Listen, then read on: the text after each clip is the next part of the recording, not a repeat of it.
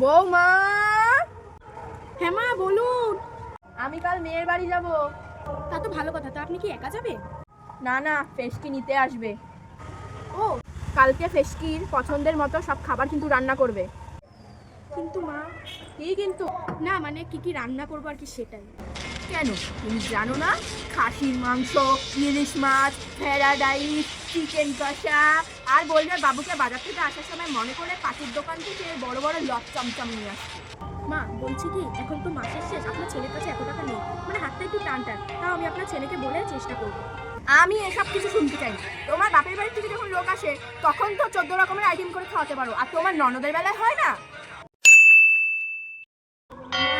মা তুমি কোথায়? আমি চলে এসেছি। এই তো আমি এখানে, মনে এই ঘরে আয়।